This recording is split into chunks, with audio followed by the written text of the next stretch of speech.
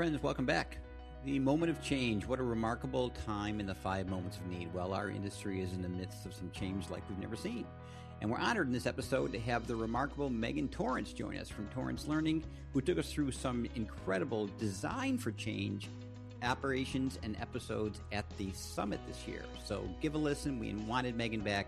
She's going to take you into some incredible insights.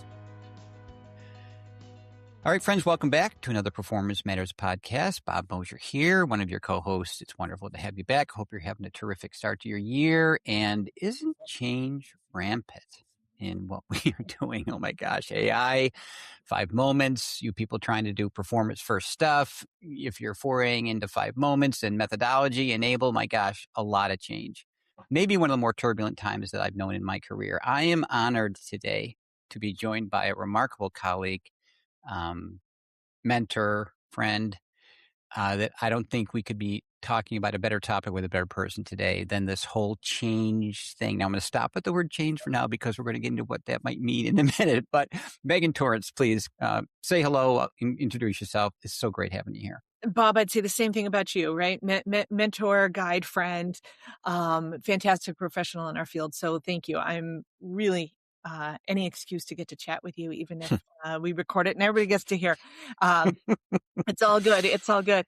So I am the CEO and founder at Torrance Learning, and we like to describe ourselves as a full stack learning and performance team. So from design and strategy to development, including custom software development, platform deployment, and then really work with fellow professionals in our field on a professional development space. And how do we level up what everybody does? And how do we share the things that we figured out at Torrance Learning with all sorts of folks? Because there's no point in keeping that a secret. Yeah, you're so gracious about that part of why you're here.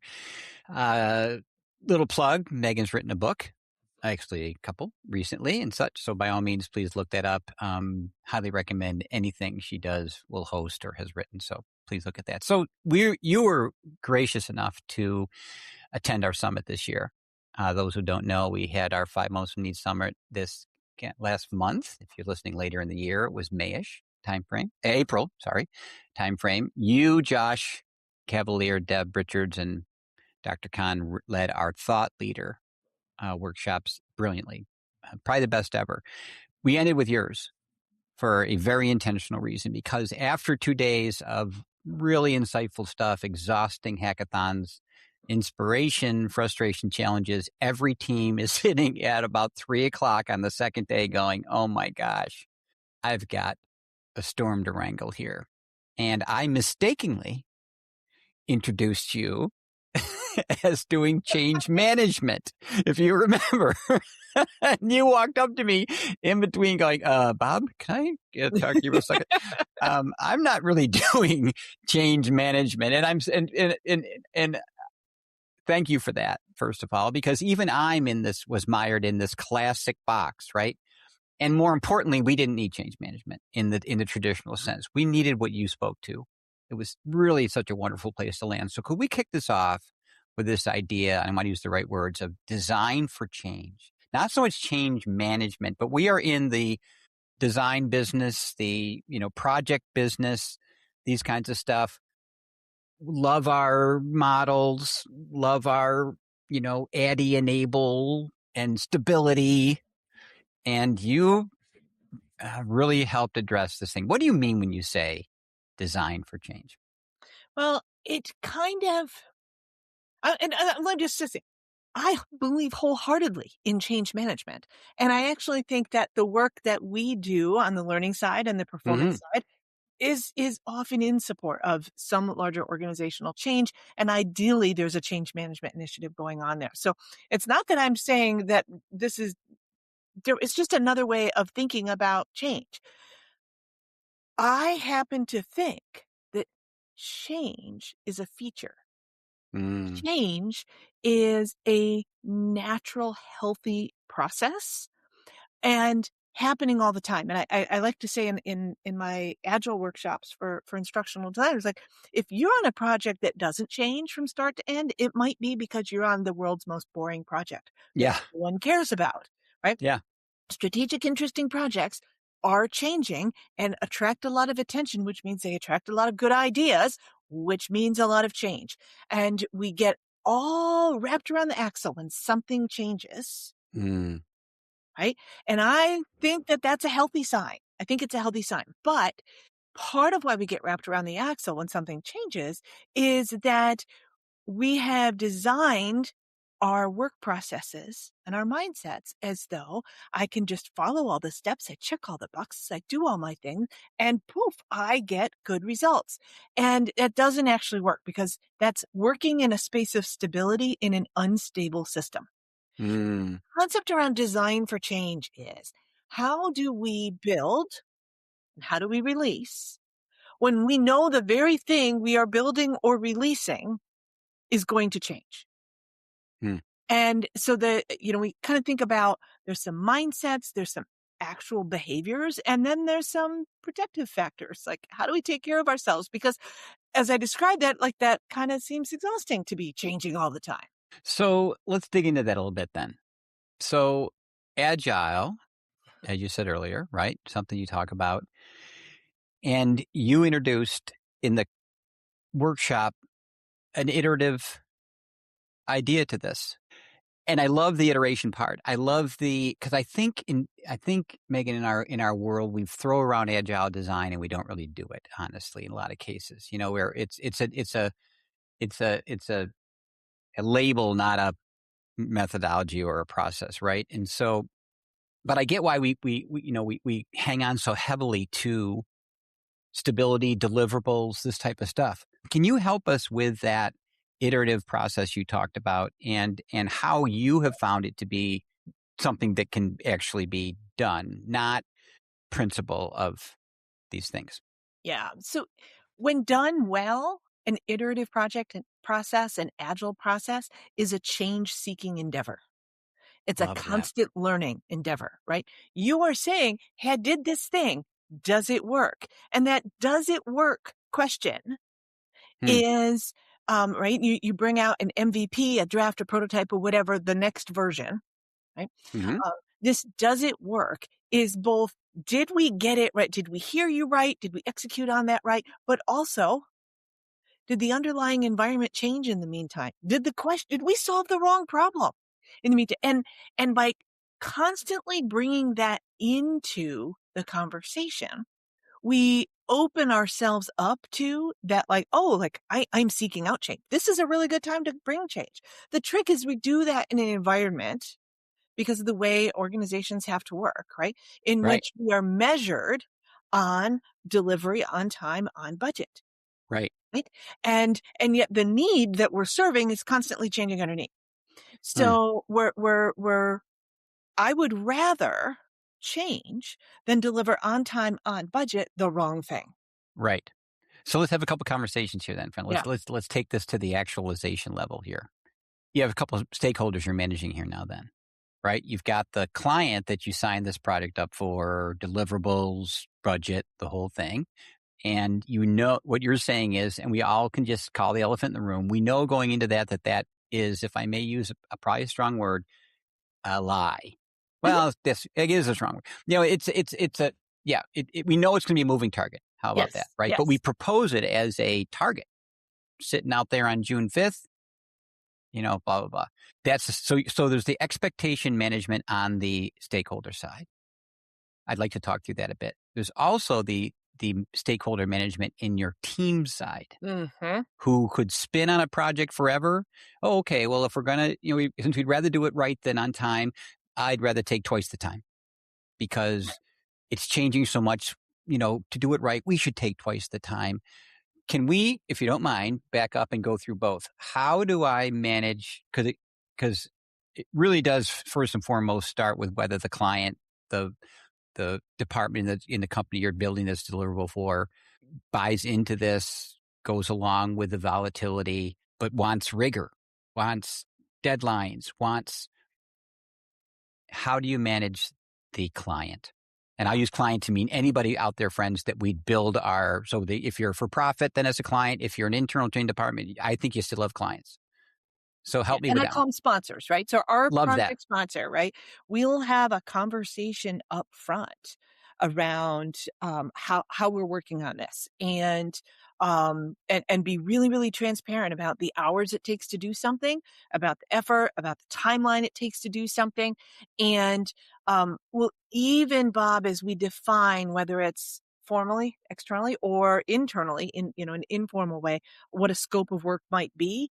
Uh, Hmm. we define it, and we think it's going to be this many hours and this many weeks or this many months to get this project done. Um, we'll also, right, say this is our scope, the way we understand it, and going into it, let's all just agree that this is probably 60 to 80% of the things we're going to decide have to be done. Mm, Right? Oh, like mm. we have requirements, but these requirements at the beginning of the project, we don't know what the requirements are until we start doing the work, Yes. and they might change. So let's not pretend that they don't.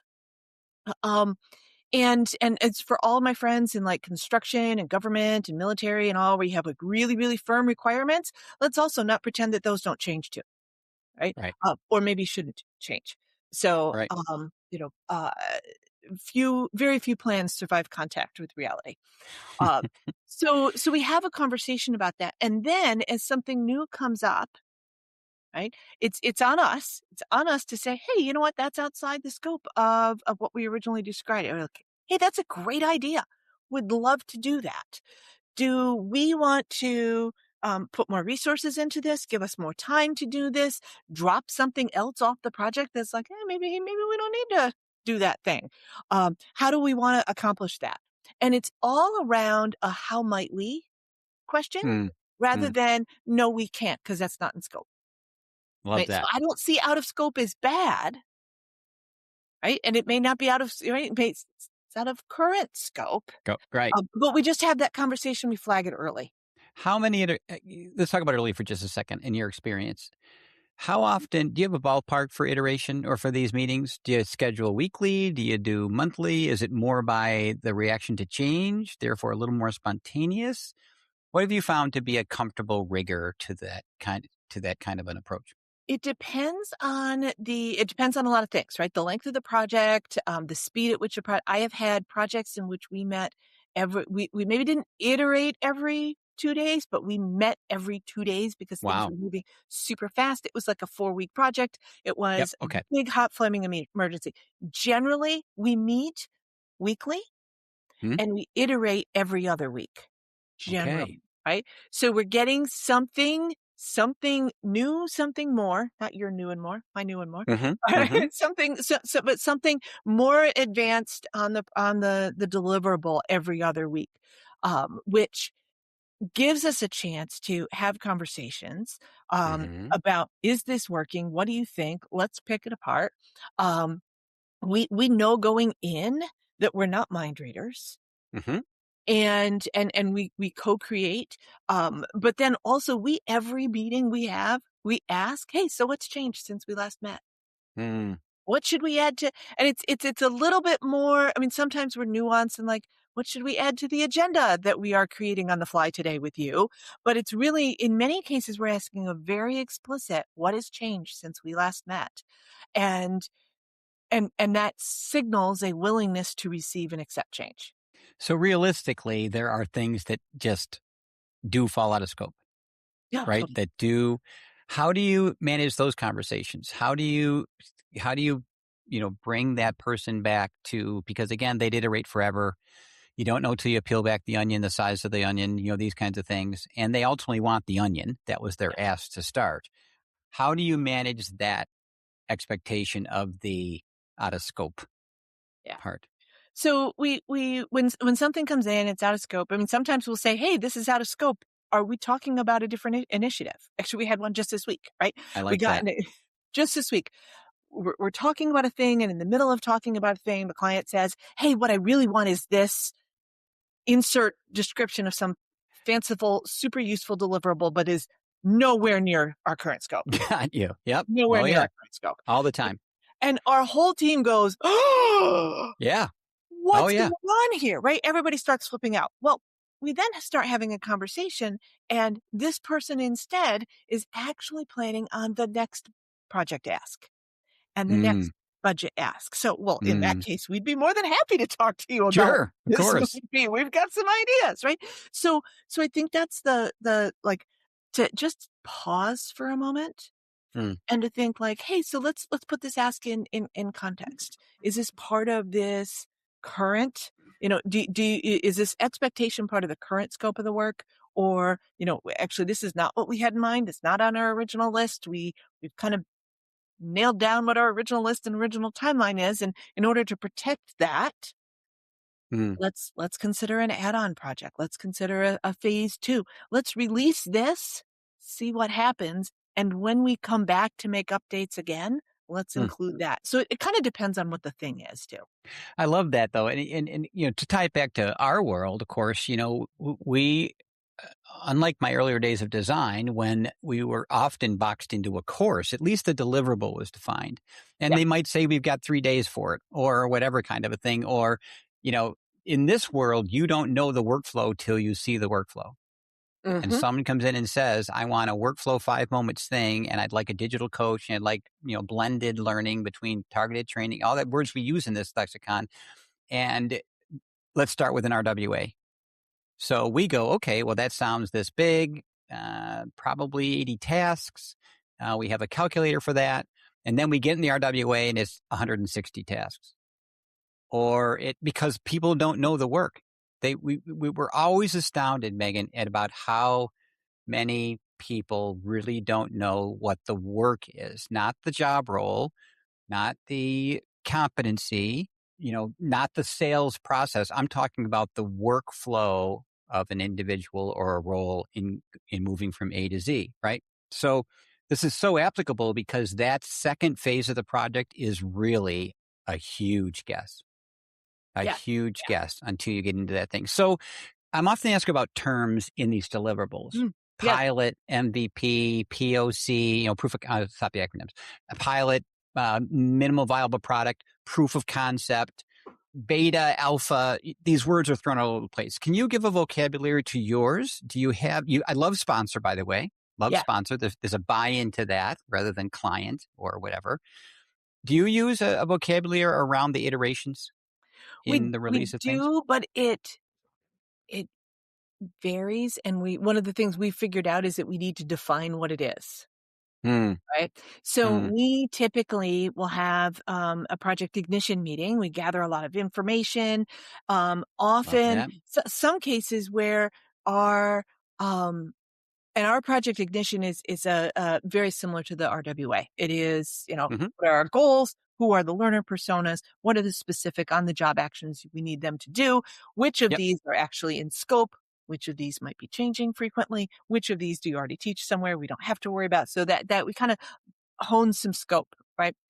Yep. We get learners in there. We get subject matter experts. We get the Nice. business sponsors. So everybody's making decisions together.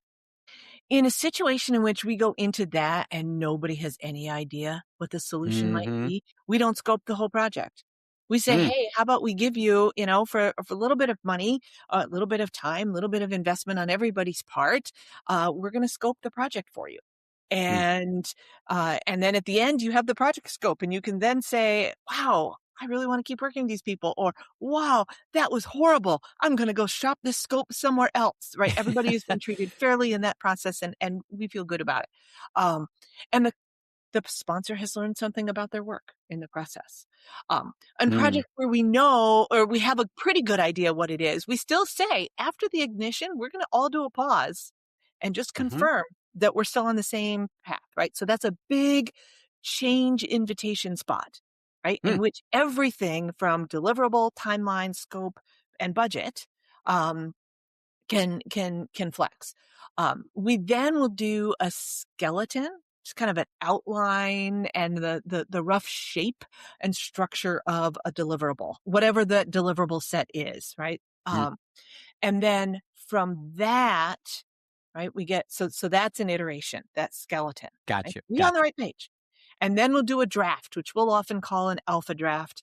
And Got it. usually it's a draft of a piece, not the Mhm, whole thing, right? mhm. And then we may have multiple alphas. Sometimes we all have funny words for things, right? Sometimes we'll mush the skeleton and alpha for a tight program together and we'll call it a skeletalpha. or a scarf. Oh, nice. Yeah, I so we like it. have a lot of fun with it, right? Yeah. So, but here's the thing, right?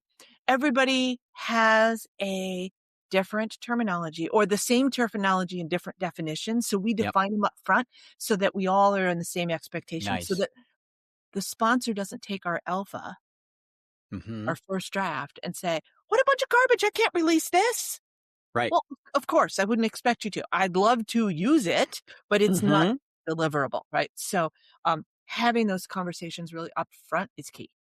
Love the vocabulary. Yeah, we find we use proof of concept, MVP, Mhm. pilot, these kinds of things. And Yep. what we find Yep. is, to your point, that that's our vocabulary, and we know in our mind the size of that deliverable. But if you walk into an organization and say MVP, that to them may mean that's big. That's Yeah.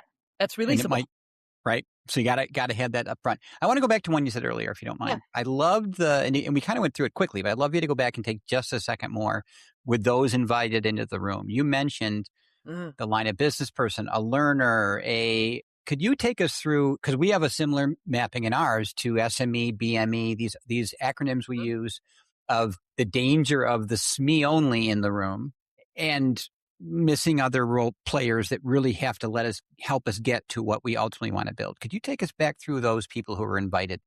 Yeah, absolutely. And I'm 100% a more the merrier kind of Hmm. vibe on these. I definitely want the business sponsor there. We don't have the meeting if the business sponsor isn't in the room.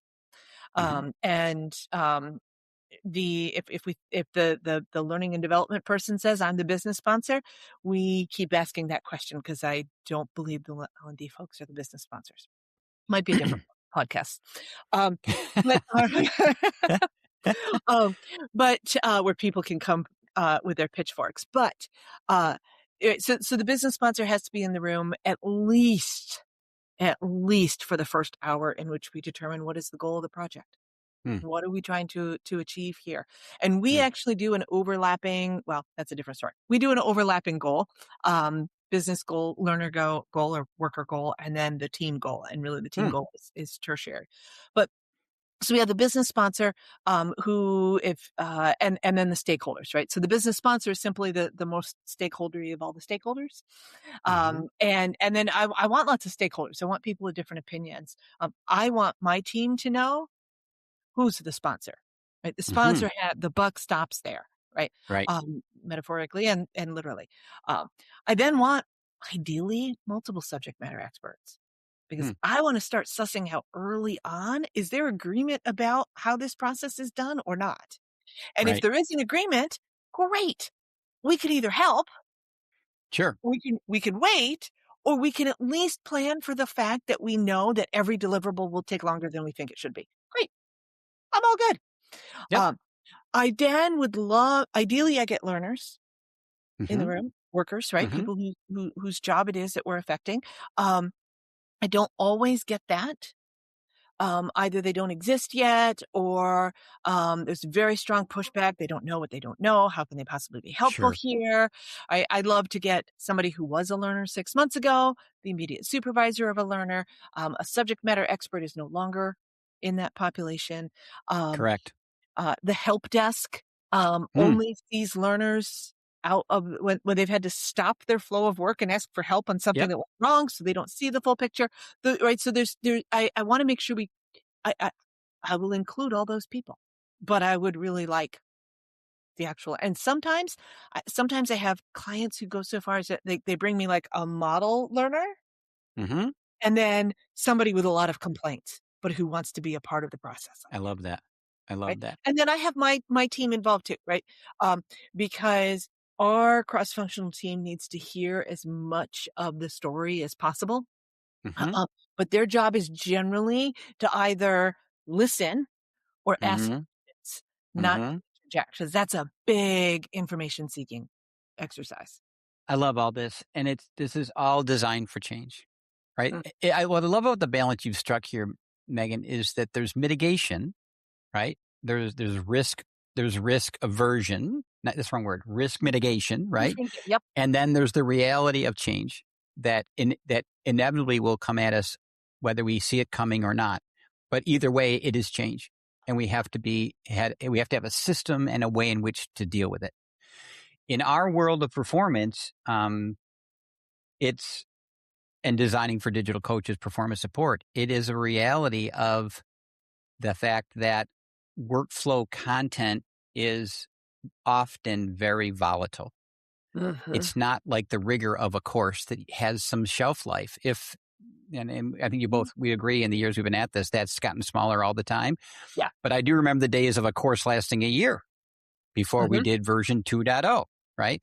Workflow learning and the flow of work is only as current as the SOP sitting in it that might change on Friday, Yeah. right? And so I have to be ready for that change and the volatility of that. Let's put a bow around this. This has been stunning. And I know we've gone a bit off script, but that's so wonderful. Um, We changed. I'm listening to all this, and we got very tactical, and I so appreciate that. And I know folks have taken a lot away from that. I want you to come back up again to how we started. What are some takeaways, two or three, that this shift to design for change that I need to take away from this talk? What would be some principles that you'd want to ground people in? I think that, one that we talked about was that proactive change seeking. I love Right? that. Mindset, that stance in which I am looking for things that are changing, because if I find them faster than right, than they were brought to I me, right? love that. I'd rather have them in front of me than behind me. So, that seeking it out and having that mindset in which, hey, everything changes. Let's just like have some really transparent conversations about it, and not always saying no, no, no, no. Um, but recognizing that change is hard, right? Hmm. Change is hard, and we're trying to make you something nice. And, Bob, people go into our field because we like making other people happy and successful. And so Hmm. all of us recovering people pleasers are There's the and perfectionists, right? We get where we get promoted by being really good people pleasing perfectionists. Yep. So this is hard for us. I think there's also we didn't really we talked around it, right? The relationship factor, the Mm. human relationship factor that we have when we set this kickoff meeting, Hmm. when we start conversing about the realities of the work that everybody does, that there's multiple ways of doing things. Their world is changing. I mean, here's the thing, Bob. Changes don't happen in learning and performance projects because somebody wakes up one morning and say, what Right. can I do to make Bob Boozer's life miserable today? Absolutely. Let's change it all. Correct. They are changing things because they are working to make things better. Hmm. And so when we think about it that way, it's like, oh, new boss, new ideas. Yeah, you want the same old tired ideas? Like, let's have some new ideas. It's like, Right. so these are good things, right? So I think that the relationships, the very human relationships, seeking a seeking out change posture, and just that recognition that we're all just trying our best here. And then, right? That needs to be a slightly bigger piece of our mindset than it may be right now, which then may Agreed. take away from some of our mindset of, I am going to go away in my corner and make the best, most shiny, coolest thing ever. Because the best, most coolest, shiny thing ever is often brittle and hard to change. Yep. Yep. I love it. Perfect bow at the end because, it's fundamental to the training to performance mind shift, right? If your training is to a moment and often to a point in time, which can happen again, but there's that period at the end of the sentence. There's I wrote the course and released it. I made the e-learning and I'm done. We're talking about no, that's a step in the journey. The goal is performance. Yeah. Performance by nature in the world we live in today is volatile and rooted in change if anyone's effective in surviving, because if you don't keep up. Right. So brilliant, brilliant as I knew it would be. Thank you so much for who you are and all you do. Perfect thing. I know people are going to love it. Could we go back again around? How do people reach you? How could they reach out, get more information? Sure thing. Best way is LinkedIn or our website. So torrancelearning.com. Megan Torrance on LinkedIn. There's not many Megan Torrances, so I'm pretty lucky. I believe there's a landscape designer in the Pacific Northwest whose skills I admire, but we are different people.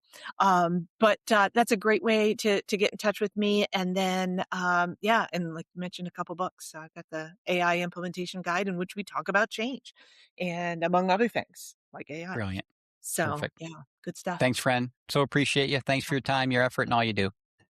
Keep it up. Take care. Well, that's it for this episode of the 5 Moments of Need Performance Matters series. We look forward to future conversations around how to best put the 5 Moments of Need into practice. We welcome your feedback and can be reached on our 5 Moments of Need website, which is www.5momentsofneed.com. We hope you're finding these helpful and will subscribe to future episodes. Have a great day, friends.